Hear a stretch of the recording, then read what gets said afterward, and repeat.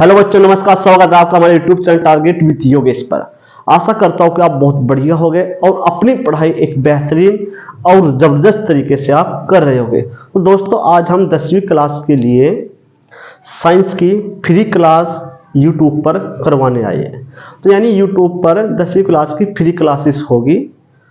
आपको इसमें कुछ नहीं देना, सिर्फ आपको क्या करना है, आपको एक रजिस्टर अपने पास रखना है, नोटबुक, एक पेन रखना है।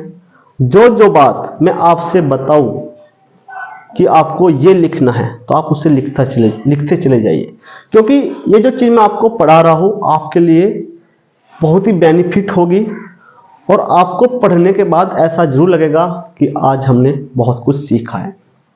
तो सिर्फ आपको क्या करना है, आपको अपनी नोटबुक रखनी है, पेन रखना है और जो मैं आपको बताऊं आपको लिखना है अपने नोटबुक में, बस। तो आज बच्चों 10वीं क्लास की जो साइंस की हम क्लास चला रहे हैं ना, यदि मैं बात करूं साइंस क्या होता है कि प्राकृतिक घटनाओं के बारे में विस्तृत, गहन डीपली और सिस्टमेट्रिक यानी सुव्यवस्थित रूप से ज्ञान प्राप्त करना साइंस कहलाता है। प्राकृतिक घटनाओं की प्रकृति के बारे में अध्ययन करना फिजिक्स कहलाते हैं। तो यानी जो 10वीं क्लास का आपका साइंस है, आप यूपी बोर्ड से हो या फिर बिहार बोर्ड से हो, ठीक है, तो स्पेशली तो हम यूपी बोर्ड से ही पढ़ा रहे हैं। तो हमारा जो साइंस होता है 10th क्लास का, वो 4 भागों में बटा होते हैं। आप सबसे पहले देखेंगे फिजिक्स यानी भौतिक विज्ञान, दूसरा रासायनिक विज्ञान यानी केमिस्ट्री, और तीसरा बायोलॉजी यानी आपका जीव विज्ञान, और तीसरा इन्वायरमेंट यानी पर्यावरण। आपका 4 भागों में आपका ये बटा हुआ है। तो प्रत्येक से अपने अपने मार्क्स आते हैं, ठीक है। तो मैं आपके लिए फ्री क्लास यूट्यूब पर कर रहा हूं, तो आपसे निवेदन है कि आप इसे ध्यान से पढ़े, लगन से पढ़े, मेहनत से पढ़े और सबसे बड़ी बात है विश्वास से पढ़े। तो आज का जो हमारा टॉपिक मैं पढ़ाऊंगा आपको, पहला जो पोर्शन हम स्टार्ट कर रहे हैं ना, वो है फिजिक्स, यानी फिजिक्स का पोर्शन हम आज स्टार्ट कर रहे हैं। और फिजिक्स के जो पोर्शन में आज जो मोस्ट इंपोर्टेंट टॉपिक होंगे वो मैं आपको बताने की कोशिश करूंगा, ठीक है। तो चलिए स्टार्ट करते हैं, ज़्यादा समय ना लेते हुए कि यहाँ पर फिजिक्स क्या होता है। तो यहाँ पर सबसे पहले आप देखते हैं भौतिक विज्ञान। भौतिक विज्ञान में जो चैप्टर बच्चे देखो इसके अंदर होने वाले हैं, एक तो आपको लाइट के बारे में पढ़ना, प्रकाश के बारे में पढ़ना, किसके बारे में, लाइट। दूसरा आपको पढ़ना है विद्युत, इलेक्ट्रिक के बारे में, विद्युत के बारे में पढ़ना है यानी इलेक्ट्रिक के बारे में पढ़ना है। और तीसरा आपको पढ़ना है चुंबक मैग्नेट के बारे में पढ़ना है, मैग्नेट के बारे में आपको पढ़ना है। तो तीसरा ये आपके फिजिक्स के कुछ चैप्टर है, ठीक है। कैसे कैसे आपसे टॉपिक पूछे जाते हैं और कौन से टॉपिक हमें छोड़ने या करने होते हैं वो आपको समझिएगा, ठीक है। तो चलिए आज अपने नोटबुक में आप हेडिंग डालिए प्रकाश, यानी प्रकाश के बारे में हम पढ़ रहे हैं। तो बच्चों प्रकाश क्या होता है, ये बड़ी बात आ जाती है कि प्रकाश क्या होता है। देखिए यदि मैं बात करूं प्रकाश की, प्रकाश क्या है, प्रकाश एक बाहरी कारक है। प्रकाश एक बाहरी कारक है, प्रकाश एक बाहरी कारक है जिसके द्वारा वस्तुएं दिखाई देती है। प्रकाश एक बाहरी कारक है जिसके द्वारा वस्तुएं दिखाई देती है। जब ये प्रकाश हमारी आंखों की कोशिकाओं पर पड़ता है तो कोशिकाओं को संवेदित कर देता है, एक्टिव कर देता है, जिसके कारण वस्तुएं हमें दिखाई देती है। तो यानी प्रकाश एक प्रकार की ऊर्जा है जिसके द्वारा वस्तुएं हमें दिखाई देती है। यहां पर मैं बोलता हूं कि बाहरी कारक है, और यहाँ पर वस्तुएं ना 2 प्रकार की होती है। मैं बोलता हूँ प्रकाश एक बाहरी कारक है, यदि आप लिखना चाहते हैं तो लिख सकते हैं प्रकाश एक बाहरी कारक है जिसके द्वारा वस्तुएं दिखाई देती हैं, ठीक है। उसके बाद आप लिखोगे कि वस्तुएं 2 प्रकार की होती है। आप अपनी नोटबुक में साथ लिखते हुए चलिए जो मैं आपसे लिखता हूँ, ठीक है। तो प्रकाश जैसे मैं बात करूं, वस्तुएं 2 प्रकार की होती है। जो वस्तु होती है ना बच्चों, 2 प्रकार की होती है। एक तो प्रदीप्त वस्तु होगी, एक कैसे हो जाएगी आपकी अदीप्त वस्तु हो जाएगी। तो प्रदीप्त वस्तु कहती हो जिनमें ऐसी वस्तुएं जिनमें जिनमें ऐसी वस्तुएं जो अपने प्रकाश से चमकती, अपने प्रकाश से चमकती है, चमकती है। ठीक है, अदीप्त वस्तु क्या होगी? अदीप्त वस्तु में होगी जो अपने अपने प्रकाश से नहीं चमकती, यानी दूसरे के प्रकाश से चमकती है। यहां से लिखेंगे, क्या लिखेंगे? प्रदीप्त वस्तु में जो ऐसी वस्तुएं जो अपने प्रकाश से चमकती है वे प्रदीप्त वस्तुएं कहलाती है। जो अदीप्त वस्तुएं वे वस्तुएं जो अपने प्रकाश से नहीं चमकती, किसी दूसरे प्रकाश से चमकती है, वे अदीप्त वस्तु कहलाती है। जैसे कि प्रदीप्त वस्तु में अगर एग्जाम्पल आप देखोगे तो एग्जाम्पल हो जाता है जैसे कि सूर्य, ठीक है, मोमबत्ती, ये सब कैसे हो जाती हैं? ये अपने प्रकाश से चमकती है, इसलिए प्रदीप्त वस्तु। अदीप्त वस्तु क्या होती हैं? वे वस्तुएं जो अपने प्रकाश से नहीं किसी दूसरे के प्रकाश से चमकती है। जैसे कि आपका लकड़ी आप मान सकते हैं, मेज मान सकते हैं, और सबसे इंपॉर्टेंट जो एग्जाम्पल है ना वो चंद्रमा है। चंद्रमा में अपना प्रकाश नहीं होता, चंद्रमा में अपना प्रकाश नहीं होता, चंद्रमा सूर्य के प्रकाश से हमें दिखाई देता है। यहां से क्वेश्चन और पूछा जाता है, बहुत इंपॉर्टेंट क्वेश्चन है कि जो चंद्रमा होता है ना, कि चंद्रमा में अपना प्रकाश तो होता नहीं है, तो फिर ये किसके प्रकाश से चमका है? सूर्य के प्रकाश से। क्वेश्चन पूछा ये जाता है कि यदि आप अंतरिक्ष में जाते हो, स्पेस में, यदि आप स्पेस में जाते हो तो चंद्रमा कैसा दिखाई देते हैं? तो यहाँ पर 4 ऑप्शन मिलते हैं, आपका आंसर होता है काला। जब आप स्पेस में जाते हो तो चंद्रमा हमें काला दिखाई देता है। सिर्फ चंद्रमा का हम 60% हिस्सा ही देख पाते हैं, केवल 60% हिस्सा, हाँ 60% हिस्सा ही देख पाते हैं। बाकी जो 40% हिस्सा है वो हमसे हमेशा छिपा होता है, लुका हुआ होता है। चलिए, इसलिए हम बोल सकते हैं। अच्छा, क्वेश्चन यदि मैं आपसे पूछूं ना कि जो चंद्रमा का प्रकाश है पृथ्वी पर आते हैं, ठीक है, तो किस घटना के कारण आते हैं? तो हमें ध्यान रखना चाहिए वह प्रकाश की परावर्तन की घटना के कारण आते हैं। अब ये घटनाएं सीखेंगे, प्रकाश का परावर्तन, प्रकाश का अपवर्तन, विवर्तन, वैश्वीकरण, वर्ण विक्षेपण, प्रकीर्णन, ये सब चीजें हम सीखेंगे। ठीक है, आज तो बेसिक क्लास है, आप इसके बारे में बताना आया हूँ। चलिए, तो हमें प्रकाश समझा। प्रकाश क्या होता है? एक बाहरी कारक होता है जिसके द्वारा वस्तुएं दिखाई देती हैं। वस्तुएं 2 प्रकार की होती हैं, एक प्रदीप्त वस्तु होती है, एक आपकी अदीप्त वस्तु होती है। प्रदीप्त वस्तु में होती है जो अपने प्रकाश से चमकती है, जैसे कि सूर्य, मोमबत्ती।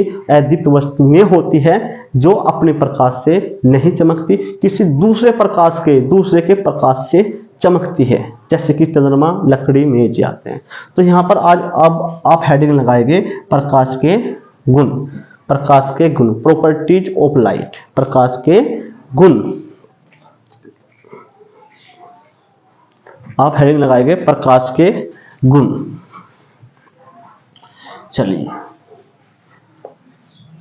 प्रकाश के गुण। देखो, प्रकाश के गुण क्या होता है? लिखिए, हेडिंग लगाइए, प्रकाश के गुण, प्रॉपर्टीज ऑफ लाइट, यानी प्रकाश के गुण। तो प्रकाश के गुण क्या होते हैं दोस्तों? ये बच्चों देखो कि प्रकाश के जो गुण होते हैं, पहला गुण प्रकाश का क्या होता है? प्रकाश हमेशा सीधी रेखा में चलता है। ऐसा लिखेंगे प्रकाश हमेशा सीधी रेखा में चलता है।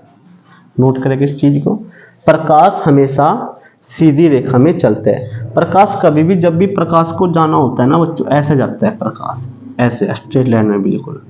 प्रकाश कभी ऐसा नहीं जाता, ऐसे। ठीक है, प्रकाश हमेशा सीधी रेखा में चलता है। पहला गुण तो ये हो गया। दूसरा गुण आप लिखेंगे, प्रकाश स्वयं दिखाई नहीं देता।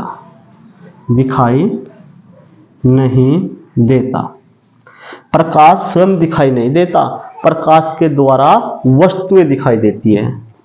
वस्तुएं दिखाई देती है, इसके द्वारा वस्तुएं दिखाई देती है, दिखाई देती है, ऐसा लिखेंगे।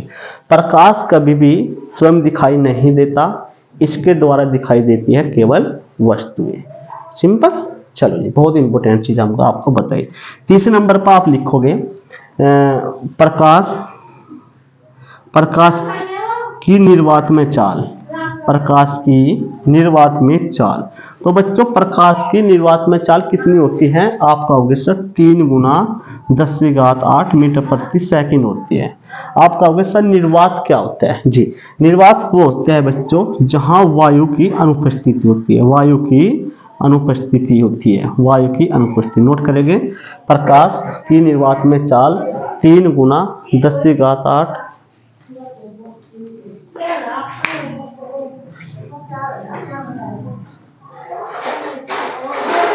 3 गुना 10⁸ मीटर प्रति सेकंड होती है।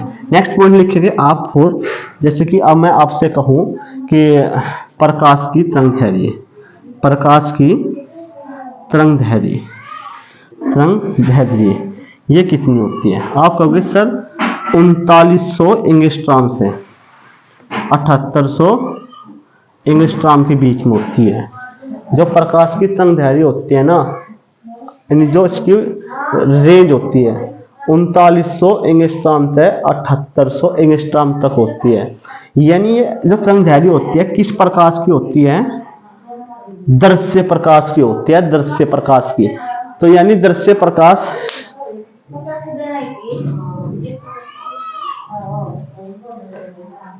जो दृश्य प्रकाश होता है ऐसा प्रकाश होता है दोस्तों जिस प्रकाश को हमारी आंखें देख सकती है, वह दृश्य प्रकाश होते हैं। समझ में आए दृश्य प्रकाश क्या होते हैं? दृश्य प्रकाश ऐसा प्रकाश होता है जिनकी वस्तुएं हम देख सकते हैं। यदि प्रकाश की जो रेंज है ना 3900 एंगस्ट्रॉम से नीचे हो जाए, इससे कम हो जाए तो प्रकाश को नहीं देख सकते। अगर इसकी रेंज 78 से ऊपर हो जाए तब भी प्रकाश को नहीं देख सकते। यानी इन दोनों के बीच होनी चाहिए तब हम प्रकाश को देख सकते हैं। आपने वेल्डिंग देखा, जब वेल्डिंग होता है तो क्या उस प्रकाश को देख सकते हैं? अगर वेल्डिंग हो तो उसकी जो चमक होती है ना, अगर मैं 2 गुनी कर दूं, कितनी गुनी? 2 गुनी कर दूं, तो क्या आप लाइट को देख सकते हो? उसे नहीं देख सकते। समझ में आई बात? तो प्रकाश की तरंगदैर्घ्य ये होती है। चलो जी, उसके बाद 4th पॉइंट पर लिखेंगे आप, ठीक है, प्रकाश की होती है ये होती है। उसके बाद आ जाती है कि प्रकाश, देखो जो प्रकाश होता है लिखेंगे आप प्रकाश पारदर्शी माध्यम, पारदर्शी माध्यम में पार हो जाते हैं, पार हो जाता है। जैसे कि आप कहोगे पारदर्शी माध्यम कांच और वायु, ये दोनों पारदर्शी माध्यम होते हैं। प्रकाश पारदर्शी माध्यम में पार हो जाता है, आस पार पार हो जाता है। पारदर्शी माध्यम होते हैं जैसे कांच, वायु होता है, ठीक है, तो प्रकाश इनमें आर पार हो जाते हैं। प्रकाश अपारदर्शी जो माध्यम होते हैं, अपारदर्शी माध्यम में पास नहीं होता। तो आप नोट बना के लिख लोगे इसे बच्चों कि प्रकाश पारदर्शी माध्यम में पार हो जाता है जैसे कांच तथा वायु, तथा अपारदर्शी माध्यम में प्रकाश कभी पार नहीं होता। ये आपको नोट बना के लिखते चले जानी है, ठीक है। प्रकाश में घटना होती है, जैसे कि मैं कहूं प्रकाश में परावर्तन की घटना, परावर्तन, अपवर्तन, ठीक है, ये सब किस में घटना होती है? प्रकाश में ही घटना होती है। तो प्रकाश को और अच्छी तरीके से डिफाइन करने के लिए और इसके बारे में जानने के लिए कुछ घटनाएं पढ़ेंगे, जैसे कि प्रकाश का परावर्तन, प्रकाश का अपवर्तन, प्रकाश का वर्णविक्षेपण, प्रकाश का परिकीर्णन, बहुत सारी घटनाएं होते हैं। तो दोस्तों आज की क्लास यही करते हैं हम ओप।